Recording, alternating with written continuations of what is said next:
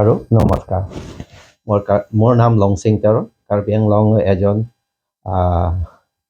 সাংবাদিক জ্যেষ্ঠ সাংবাদিক মই এটা ভিডিঅ' বনাইছিলোঁ সেই ওপৰত মই পুনৰ আৰু ভিডিঅ' বনাইছোঁ সেই ভিডিঅ'ত মই অনুগ্ৰহ কৰিছোঁ আমাৰ সাংবাদিক বন্ধু বান্ধৱীসকলক মানে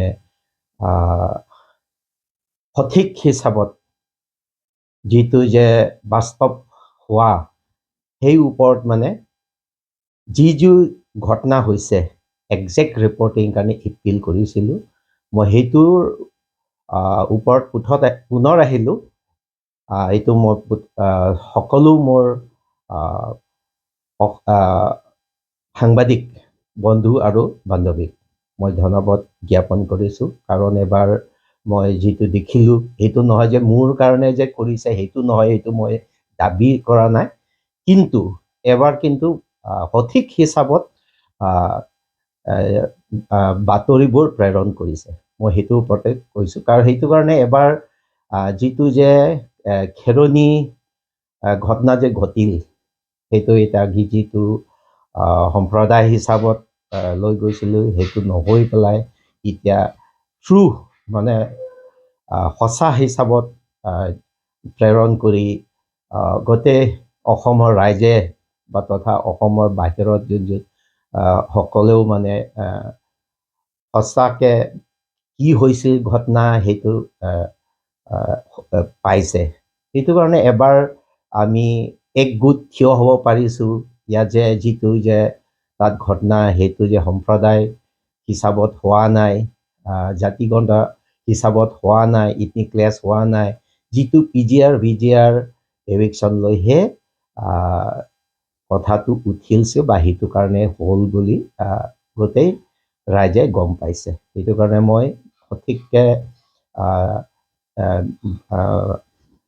নিউজ দিয়াৰ কাৰণে মই সকলোকে ধন্যবাদ যিমান বন্ধুসকলক সাংবাদিক বন্ধু বান্ধৱীসকলক ধন্যবাদ জ্ঞাপন কৰিছোঁ আৰু এটা কথা কাৰ্বি আংলং এনেকুৱা জেগা শান্তিপূৰ্ণ ডিষ্ট্ৰিক্ট বুলি জিলা বুলি গণ্যত আহিছিল কিন্তু এতিয়া তেনেকুৱা নহ'ল আৰু ইমান দিন আমি ইয়াত 1986 যেতিয়া মাছ মুভমেণ্ট হৈছিল তেতিয়াৰ পৰা ষ্টাৰ্ট হৈ তাৰপিছত ৰিপৰ্টিং কেনেকৈ হ'ল সেইটো মই দেখি আহি আছোঁ গতিকে মই যিটো মোৰ এক্সপিৰিয়েঞ্চ মই 2003 চনৰ পৰা সক্ৰিয় হিচাপে মই সাংবাদিক হিচাপত কাম কৰিছোঁ এনেতো মই 1990 চনৰ পৰা ফ্ৰীলেন্স হিচাপত ষ্টাৰ্ট কৰিছিলোঁ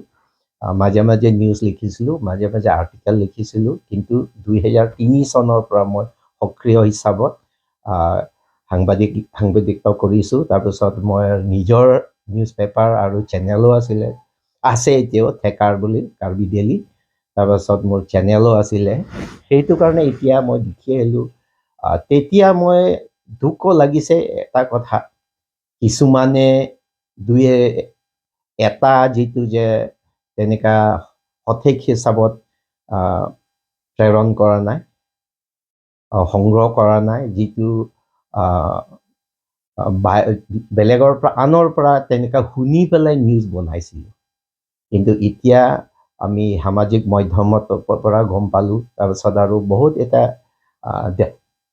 সাংবাদিক মাধ্যমত বহুত উন্নতি দেখিছোঁ তো তাৰপাছত আমি দেখিলোঁ 1986 পৰা যিটো তাৰ পৰা 2000লৈকে কিমান যে কাৰ্বি আংলং জ্বলিছিলে তাৰপাছত 1990s পাছত লাষ্ট আৰু 2000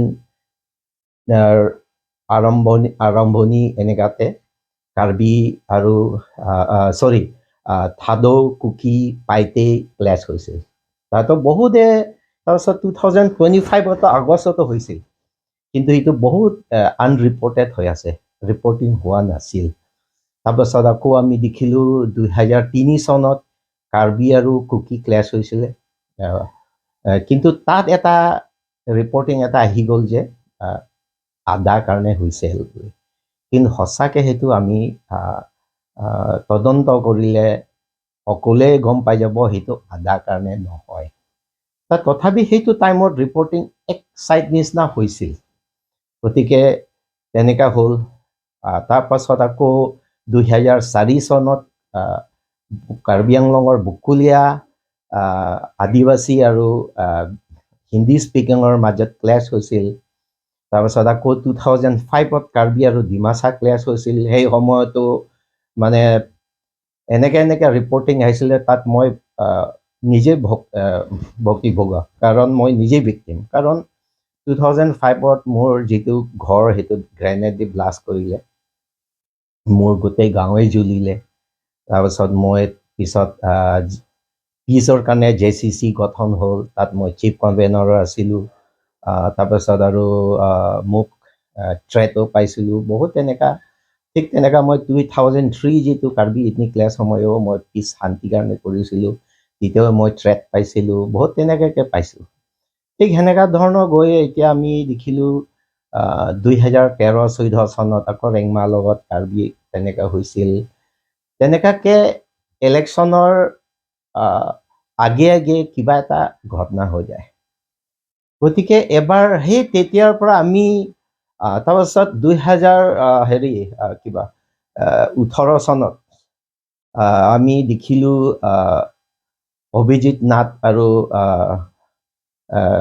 নীলোৎপল দাস সেই কেছটো তাত গ্ৰেনাইট স্মাগলিং কাৰণে হৈছে বুলি, কিন্তু তাত গ্ৰেনাইট তেনেকুৱা স্মাগলিং নাছিল।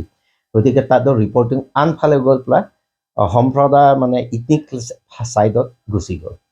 তেনেকুৱাকৈ আহি ৰিপৰ্টিং ভালকৈ কিছু দেই, মই সকলো বন্ধু মই সাংবাদিক বদনাম দিব পিনে বহুত ভাল ছাপৰ্টো দিছোঁ। কিন্তু আছে কেইটামান নেশ্যনেল লেভেল নিউজ পেপাৰ চেনেলতো তেনেকুৱা মিছ ৰিপৰ্টিং কৰিছিলোঁ। গতিকে সেইকাৰণে অসমখন কি হৈছে, আমি মই যিটো দেখি আহিছোঁ তাত শান্তি হিচাপত তাৰমানে ইয়াত তেনেকুৱা ফটকৈ ঘূৰি নাছিলে। কিন্তু এইবাৰ কিন্তু সকলোৱে মানে সঠিক হিচাপত ৰিপৰ্টিং দিয়া 99%-এ ভাল ৰিপৰ্টিং দিয়াৰ কাৰণে এবাৰ আমি দেখিলোঁ যে খিলঞ্জীয়া আমি এক হ'ব লাগে, খিলঞ্জীয়া শান্তি হ'ব লাগিব, সেই বস্তুটো আহি গ'ল। গতিকে এতিয়া মোৰ ভাল লাগিছে। গতিকে সেই যাতে এনেকুৱা নহয়, মই সেইটোহে চিন্তা কৰি পুনৰ মই আপোনালোকৰ সন্মুখত ভিডিঅ' দ্বাৰা আপোনালোকৰ সন্মুখত আহিলোঁ। আৰু যিটো সঁচা কথা, সঁচা যিটো সঠিক হিচাপত আমি যদি ৰিপৰ্টিং কৰোঁ, ইয়াত মানে পিছ আহিব আৰু আমি অসমখন উজ্জ্বল উন্নতি হ'ব বুলি মই আশা কৰিছোঁ। কাৰণ আমি যদি শান্তি যদি নহয়, এজন যিকোনো ঠাইত হয়, জাগা হওক, জিলা হওক, ষ্টেট হওক, নেশ্যনেল হওক, নেশ্যন হওক, আমি ডেভেলপ হ'ব নোৱাৰে। গতিকে ইয়াতো আমি ভাল আমি পাৰ্ট ল'ব লাগিব আমি সাংবাদিক হিচাপত। আৰু মই কাৰণ যিটো কৈছোঁ মোৰ এক্সপিৰিয়েঞ্চ ফালৰ পৰাই কৈ আছোঁ। কাৰণ মই 2003 চনৰ পৰা মই সক্ৰিয় হিচাপে আছোঁ। অকল অসম বুলি নহয়, মই নেশ্যনেল লেভেলতো মই কিছু সংগঠনতো আছিলোঁ বা এতিয়াও আছে। সেইটো কাৰণেহে মই দেখা কথাহে কৈছোঁ। কিন্তু আমি এবাৰ দেখিলোঁ যে যিটো খেৰণি ঘটনালৈ ইয়াৰ পৰা আমি শিকি তেনেকুৱা ধৰণৰ আমি গোটেই চব এক হ'ব পাৰিব বুলি মই আশা কৰিছোঁ। ইমানে আজি মই মোৰ বাতৰিসকলৰ লগত বা মোৰ বাৰ্তা ইমানলৈ মই সামৰিলোঁ। কাদম আৰু ধন্যবাদ।